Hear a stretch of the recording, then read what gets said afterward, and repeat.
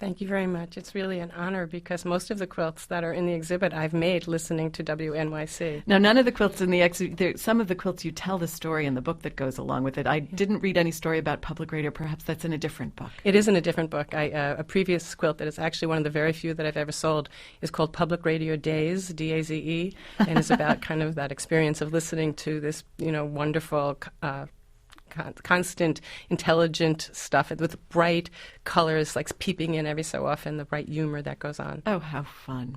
You say it's one of the only ones you've ever sold. Why is that? I had this dream that one day I might have an exhibition in New York City and a museum, and so I thought it would be easier if I kept my work together as a body of work, and so I've had my dream come true, having this exhibition at the American Folk Art Museum.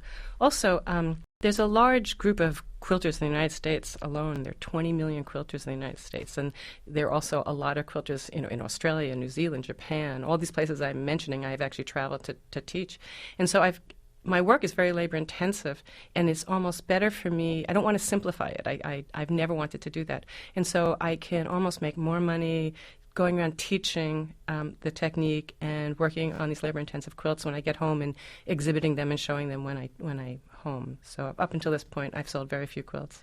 That's interesting in the way that you sustain yourself is through the teaching. Yes, there are 20 million quilters, and they all need a teacher once a month, all these guilds, these quilt guilds. So there are occasions when I go someplace like Rochester, and there are occasions when I go someplace like New Zealand. It's a subculture I had no idea about. It's a huge subculture, and some of the quilters are listening to you right now, I know.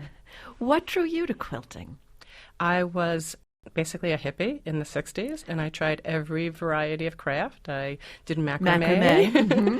I did needlepoint. I did everything. I did pottery, and I just kept coming back to quilts because I loved the fabric. I was constantly drawn to the fabric. I always say when it comes to fabric, more is more. And I made my very first quilt in 1968 in my college dorm, ripping up my clothes into 10-inch squares and calling them a quilt. You made it out of your own clothes? Yeah, I just ripped them up, and then I didn't really make a quilt because a quilt is really 3 layers, and it's important. Like that's the basic that we've inherited from our founding mothers. And I didn't make that. I made really what would be now called a duvet cover.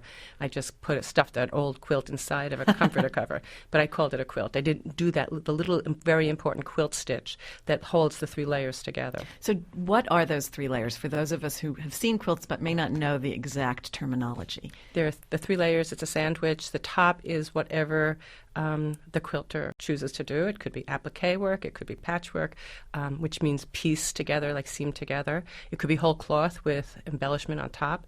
And so that's the top of the quilt. Then there's a batting, which, the pioneer women had to stuff leaves and that sort of thing inside, but we now have batting that is so fine and that no threads come through, no beading, which is when the batting comes through with your stitches. And, it's just, we have so many different batting companies trying to get our attention to use their different kinds of battings. And then a backing. And the backing is whatever you want it to be. I always put a very beautiful piece of whole cloth on the back because I think it's like wrapping up the whole quilt like a present. But the tradition is sometimes to put your leftovers. I would never put my leftovers on the back of the quilt. And then you do a little quilting stitch.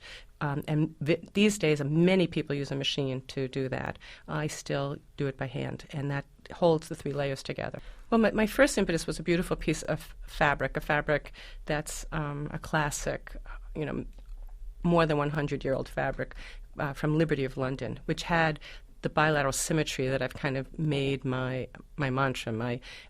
Everything I do, the symmetry comes from using this kind of fabric. I even design my own fabric that has this bilateral symmetry. Bilateral means it's 2 sides and they are that's right. They're like the human mirrors. body, it's almost as if there's a spine down the middle, some motif that from that point on equidistant. There's motif to the left, that mirror image is motif to the right, and that is the fabric, the kind of patterning that allows me to get the sense of a kaleidoscope. Basically, a kaleidoscope functions like a circle, and one of the other things that's interesting is that people think I'm very mathematical and that the quilts are very mathematical. And although I did go to the Bronx High School of Science, I was not one of the better students. And I'm not. I can't give change. I'm just not a good mathematician. But I've kind of learned it as I go along. And the one thing I know to be true is that there are 360 degrees in a circle, and everything I do is based on that. And so I will predetermine how many wedges I want my kaleidoscope to be made up of, 8 or 6 or 10, 16 is what I'm working on these days. And then that divide 360 by that number, and it gives me the angle gives me a triangle. I draft a triangle very accurately. And I'm not that accurate a person. I don't tend to do things accurately. But this I am really careful about, because from that point on, I could work on this triangle for a week or 18 months. And at the end, I'm doing the same. Whatever I do in that triangle once, I do 8 or 16 times. And in the end, when it goes together, I'm not exactly sure what it's going to look like to the very end, just like in a real kaleidoscope.